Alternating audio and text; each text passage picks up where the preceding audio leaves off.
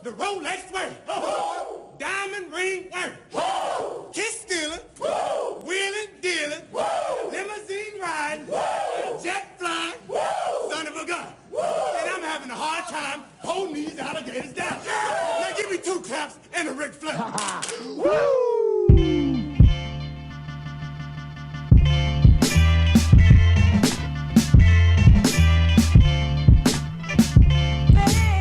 Good day and good night. Welcome to the High and Low Basketball Show. This is episode number 100 and nobody, aka episode number 164. I say nobody, not because of Bob Odenkirk's surprisingly iconic 2021 action film, love that movie, but because 64 is a jersey number every player in the history of the association has bypassed and left vacant for some reason. I mean, I could reverse it and name the episode after Bo Outlaw, but I've done that before, and I think it's important to acknowledge the vacancy. I can put players on notice, let them know that this is a number you can claim. You can own it. You can be the best ever to wear it. It's yours. Anyway, welcome to the High and Low NBA Show. My name is Ike Amaechi. Around here, we live by principle governed by the high and low lives of the world, which means we talk about basketball, especially and specifically the NBA, and we talk about it at any time, anywhere, north, south, east, west, high and low. This week on the show, I'm solo, and I have an interesting topic to bring to your ear holes. What did you say? The NBA and its relationship with Hollywood. I'm going to talk about how the movie industry has depicted basketball, the league, its players. Has it worked? In this age of IP where Barbie can get a movie, a 30-year-old game like Tetris can get a movie, you got a smartphone like BlackBerry that hasn't been relevant for years, it got a movie. So where does the NBA fit into this puzzle? These days Hollywood doesn't like to take a chance on anything unless there's a pre-existing fan base. What does that mean for the NBA? Because there is a pre-existing fan base. Anyway, stay tuned for all that. Before we lock in, let me check in. Oh, hi. Thanks for checking in. I'm still a piece of garbage. Just a quick programming note for everyone. As you might have noticed, we rarely have episodes where Hugo, Mitch, Steven, Sean, and myself are here at the same time anymore. Part of that is by design. It can be logistically challenging to get everyone to the table, but it's also an easier conversation with smaller numbers. I'm not saying we'll never do it again, but it's definitely not the norm. You'll still hear from those guys. They're not going anywhere. Sean's still adjusting to life with a second kid, so he might not be around for a while, but who knows? He might surprise us one of these days.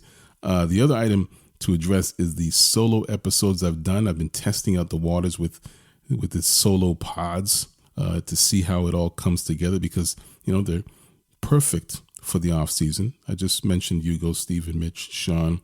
Everyone has a life to live, and why force a conversation about rumored trades and Ben Simmons' new girlfriend, which is what happens during the off season. Instead, I'll bring more of these shorter, informative episodes about a wider variety of topics like basketball in Hollywood or the business of basketball or music-inspired episodes. Topics you won't hear on any other podcast. So look out for more of these during the summer.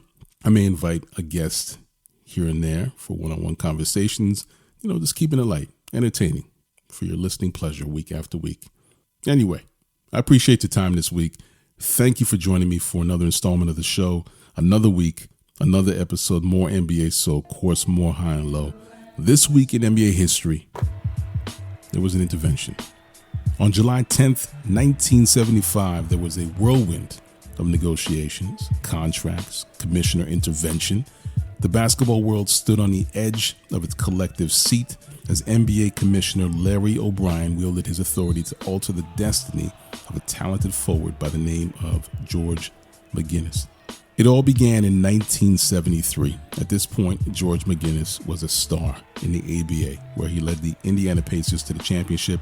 He was named the ABA playoff MVP. He averaged 24 points, 12 rebounds. He led the Pacers to their second straight title. The following year, he averaged almost 30 a game, won ABA MVP, and averaged a near triple-double in the playoffs, leading the Pacers to another finals appearance where they would fall short.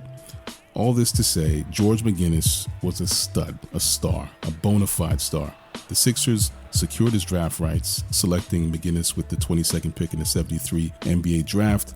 McGinnis, who had left college for the ABA after his sophomore year, he was in the middle of a contract with the Pacers, which would end in 1974. Now, in October of 74, the Sixers struck a deal with the Knicks and were prepared to send McGinnis and his draft rights to the Knicks, granted he signs with the Knicks before the agreed-upon deadline. Now, that was the stipulation. However, it all went sideways when McGinnis decided to stay with the Pacers and sign a new 2-year deal with an $85,000 buyout clause. The buyout clause was exercised the following year and put McGinnis back in play for NBA teams. Now, because the deadline had passed, McGinnis' draft rights went back to Philly, but he wanted to play in New York. He saw more financial opportunity in New York, so to ensure he would be able to negotiate with any of the league's 18 franchises, McGinnis basically sued the NBA.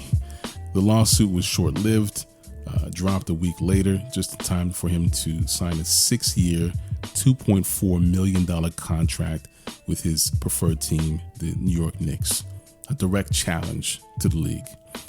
NBA commish Larry O'Brien was not happy with the situation, and in a bold move, he revoked the contract between McGinnis and the Knicks, and it sent shockwaves throughout the basketball community. Not only did he revoke the contract, he ordered the Knicks to forfeit a first-round pick in the 1976 draft. And if that wasn't enough, the Knicks had to reimburse the Sixers for all expenses pertaining to the situation. And to kick some dirt in the wound, the Sixers ended up signing George McGinnis to a 6-year, $3.2 million contract anyway. The Knicks, they lost a lot in this situation. They lost McGinnis, the superstar they needed. They lost a draft pick, and they lost some cash.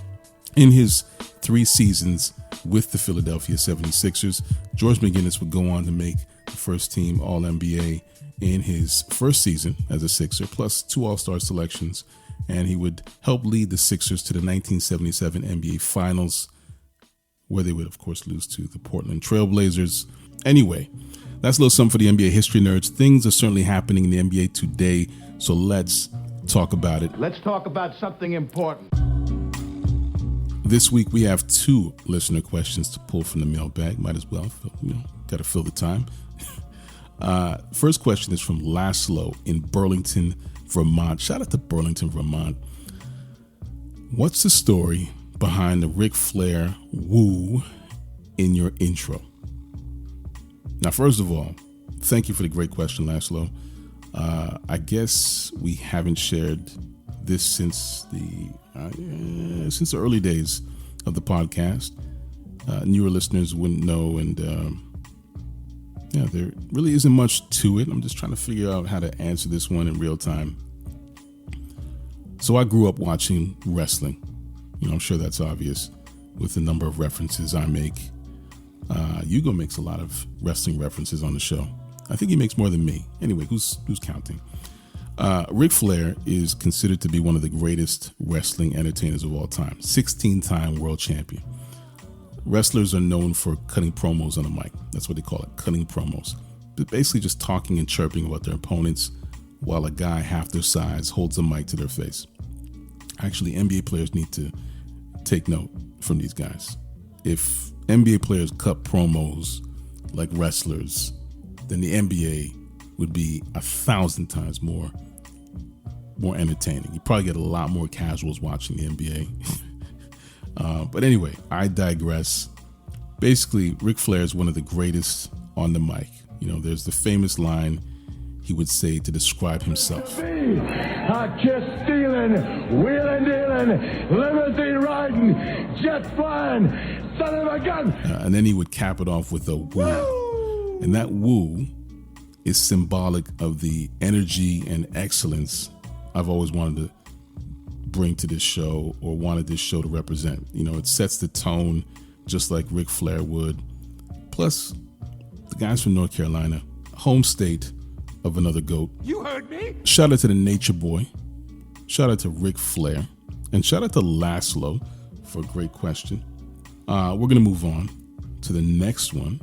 This question is from Shango in Shreveport, Louisiana, my guy in the bayou. Actually, I'm not sure if Shreveport is considered the bayou, but anyway, you know what I'm saying. Anyway, love this question, Shango. Let me say this. NBA Summer League is decent basketball to watch at a time when NBA fans are starving for it. But that's it. You know, it's something to fill in the time.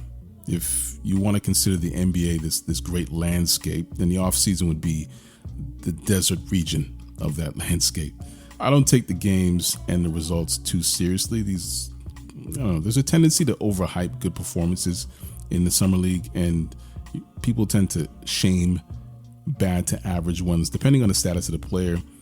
Victor Wembanyama's stat lines during Summer League won't mean a thing come October.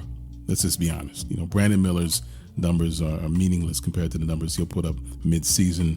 The same can be said about Scoot Henderson and any of the other top prospects. You know, I mean, Scoot Henderson is out for the rest of Summer League with a quote-unquote shoulder injury, but I digress. Take a look at two-time MVP and NBA Finals MVP Nikola Jokic's Summer League numbers back in 2015. He averaged 8 and 6.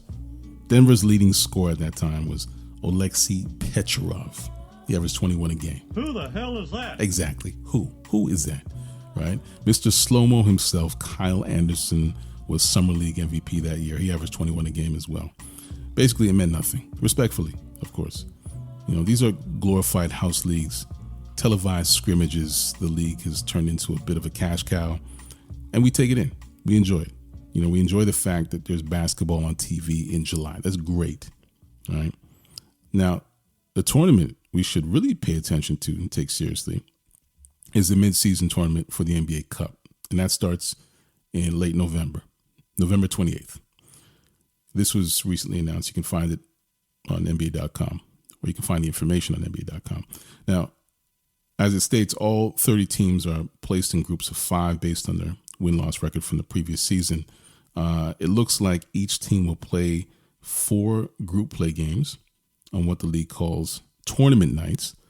So they'll play each other. They'll play each of the 4 teams in their group. The teams with the best records from each group, plus 2 wild cards, they all advance to the knockout rounds, which will be single elimination to the very end of the championship game. And apparently all games count towards regular season records except the final game. So there are stakes. Honestly, this should be fun. I think I'm going to enjoy this. Let's give it a chance. Anyway, I'm digressing a bit. Thank you for your question, Shango. Appreciate you. A quick reminder to High and Low Lives, if you want to leave us a question for us to answer on the show, send a DM on TikTok at More High and Low. You can send a DM on Instagram at Get High and Low. Links are in the show notes. Time for us to take a quick break. When we come back, I'm going to examine the NBA's relationship with Hollywood, with the movies. We'll be right back with More High and Low.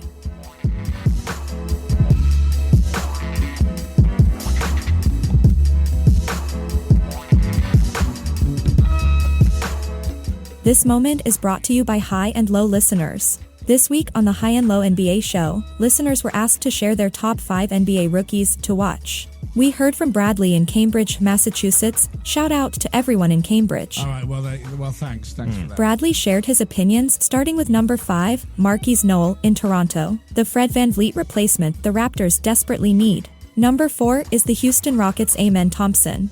Number 3 is Portland's Scoot Henderson. He has free reign of the offense with Damian Lillard out of the way. Number 2 is Chet Holmgren of the OKC Thunder. Chet is getting a second chance to make a first rookie impression this year due to injury, just like Ben Simmons and Blake Griffin. According to Bradley, the number 1 NBA rookie to watch is Victor Wembanyama. Get the fuck out of here. Everyone will be watching. Thank you for sharing this great list, Bradley. Let's get back to the program.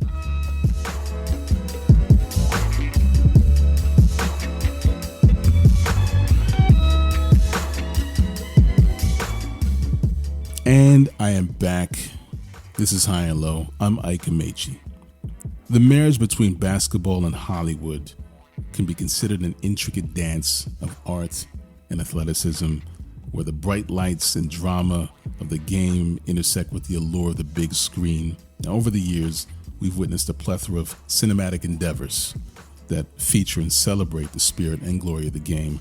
You know, from the iconic basketball-driven narratives of White Man Can't Jump, Hoosiers, Coach Carter, to the fantastical journey chronicled in Space Jam. Well, the first one. These films have had opportunities to portray the trials, the triumphs, and the unbreakable bonds forged on the basketball court. You know, they've given audiences glimpses, shown them that basketball is more than a game. It's a conduit for human emotion, a canvas for personal growth, and a testament to the soul of the game. But there's so much more to explore, a lot more meat left on the bone. And some would say that Hollywood has yet to get it right. You know, basketball doesn't have its field of dreams, although some would put Hoosiers in that category. You know, basketball doesn't have its slap shot or Rocky as hockey and boxing can boast. It has its classics, like the aforementioned titles. Plus, I want to include He Got Game, Above the Rim, you know, maybe the greatest depiction of the game in movie history, Hoop Dreams. But these films are at least 20 years old. In fact, there are only 4 films made in the last 10 years that would be categorized within the basketball genre: Space Jam, The New Legacy, Uncle Drew, Hustle, and White Man Can't Jump. The remake, of course. But it seems like Hollywood's moved on, or at least has tried to. And based on the financial performance of basketball films, I don't really blame them. You know, if you look at the top 5 highest grossing basketball films of all time, you might be surprised at how much money they made at the theaters domestically. You know, Space Jam is number 1, but grossed a lifetime total of $90 million. The original White Man Can't Jump is second with $76 million. Space Jam: A New Legacy is third with $70 million. Coach Carter is fourth with $67 million. And Like Mike is the 5th highest grossing basketball movie of all time. Whoa. What did you just say to me? Like Mike, starring Lil Bow Wow. Yeah, that one. Anyway, on the surface, those are big numbers, impressive within the microcosm of basketball. But let's put this into perspective. As a collective genre, basketball films have grossed a lifetime total of $814 million domestically. Again, not too bad in a vacuum. However, if you compare the box office performance of the genre to another sport, let's say baseball, you'll start to see how mid basketball really is as a genre. And mid would be a bit of an exaggeration. I think I'm boosting that a little bit. With 48 films in its category, baseball has grossed a lifetime total of $1.18 billion. And this is nowhere close to the top grossing genres like, say, for example, adventure movies, which sits at $71 billion, or Marvel and DC superhero films, which have grossed about $26 billion. And there's animation at $32 billion. So with numbers like that, why would Hollywood scrape the bottom of the barrel and make basketball movies? I'm going to answer that question after I take a quick break. We'll be right back with more High and Low.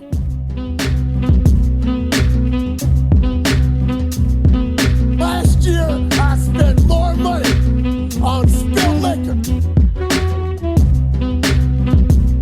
Today, I've got the style and profile like never before. All right, guys, what's next? And we're back. This is High and Low, and this episode is all about Hollywood and basketball, 2 things that I consider to be passions of mine. I left you with a question just before the break. Why would movie studios bother with basketball? You know, I shared the numbers. They're not great. You know, why scrape the bottom of the barrel? Well, Hollywood, the movie industry, it's hit a bit of a wall. Adaptations, sequels, remakes, they've all ruled the roost for years, but box office numbers are dwindling as people watch more movies on streaming services. The other day, I watched a guy watch Spider-Man on his phone the other day at 8:30 in the morning, and he's watching one of the biggest movies of the year on a little screen. Crushed my soul. Anyway, the last several months have seen films from seemingly rich IP. And when I say IP, I'm referring to intellectual property, like the original source. They've consistently fallen short of their targets. You got Ant-Man, The Flash, Shazam, you know, all flops based on box office projections. The rationale has been superhero fatigue. So of course Hollywood starts scraping the other corners of culture like video games and toys. Super Mario Brothers is a top grossing film of the year. You got Barbie, which outperformed the Christopher Nolan movie on its opening weekend. The same guy that brought us The Dark Knight and Inception. That's a big surprise. As a result, people at Nintendo are busy working with the film studios to expand the Super Mario Brothers universe. And you got Mattel. They've opened their doors and toy boxes to filmmakers, giving them every opportunity to pitch film ideas for other toys besides Barbies. Hollywood is desperate for intellectual property. Movie studios, they want built-in brands, known commodities that can bring in an audience and bring those audiences in droves to the theaters. And the NBA is all about branding and known commodities. There are so many personalities and elements of the game that can be integrated into stories told on screen. The possibilities really are endless if you think about it. Perfect example, Oscar-nominated film Uncut Gems by the Safdie brothers. I love that. Not a basketball movie by any stretch, but very much grounded in NBA lore. There's a Celtics playoff game and a championship ring at the heart of the tension in this film, plus a great performance by Kevin Garnett. Actually, let me say, a very good performance by KG. And everyone I know who loves basketball and watched this movie, they loved it. They loved that film. In fact, critics loved the film. The Academy loved the film. And it didn't need to center the story around the actual game itself. It was on the periphery, in the background. It was the base, but not the icing. Smart writing. Now, Spike Lee, he came close with He Got Game. It was more of a family drama than basketball movie. Denzel Washington was a force of nature as the father of the protagonist. Rosario Dawson killed it, as per usual. She's always flawless. But Ray Allen as Jesus Shuttlesworth, the protagonist, the hero in the film, was an abomination. An abomination. His acting made me cringe from beginning to end. But Rick Fox, who was playing for the Los Angeles Lakers, the Lakers of Los Angeles at the time, was amazing in his cameo. That was actually a pretty big shock to me. But Ray Allen, man, took me out. He took me out of that film. So close, Spike. So close. But now that I'm thinking about it, I think it was more Denzel's film than anything. I think Denzel is your protagonist. He's your anti-hero in that film. But hey, I'm just speaking in real time. Let me backtrack a little, though. I just want to amend my argument a bit, because there are basketball movies being made, some, but they're still far and few between, and they're going straight to streaming services when they do. And let's be honest, that's equivalent to a made-for-TV movie. Small budgets, no fanfare, a placeholder with no priority. And I don't want that for the game. I prefer big budget tentpole films or critically acclaimed prestige type of films. The opportunity is there. You got LeBron James and Maverick Carter. They've produced several projects under their Spring Hill banner, including Hustle and Space Jam. There is opportunity, and perhaps that could be the next frontier for the NBA. The league partnering with A24, for example, or Adam Silver meeting with Paul Thomas Anderson or Christopher Nolan or Ari Aster to comb through their archives for stories similar to the ones I share on our history segment, for example. Just as the NBA has an investment arm, they should consider an entertainment arm that could rival Marvel Studios, for example. What did you say? As soon as I said that, I realized that is a ridiculous statement to make out loud. So forget I said that. Maybe not Marvel. Sometimes they go a little too far. But anyway, I know it's not as easy as I'm making it sound right now. The film industry is going through a huge transformation right now, transitioning from the traditional theatrical model to a digital landscape. And there have been growing pains, to say the least. Wall Street has corrected its confidence in the digital model. It's adjusted its faith. And as a result, the money pit that has been full to the brim for such a long time, well, it's not as deep as it used to be. And what does that mean for film studios? It means less money to spend on product, talent, ideas. And we're seeing the cutbacks, the layoffs everywhere due to this market correction. You got Warner Discovery They've had to cut back across the board. They're billions of dollars in debt. Disney's cutting back. Actually, Disney's cutbacks have directly affected the NBA through ESPN. We saw reports of many of our favorite ESPN personalities being fired, Jeff Van Gundy, Jalen Rose. So it would be a challenge for the NBA to propose such a bold idea, but the potential is there. It would be entertaining, and it could be quite lucrative for both parties involved. I'm just saying.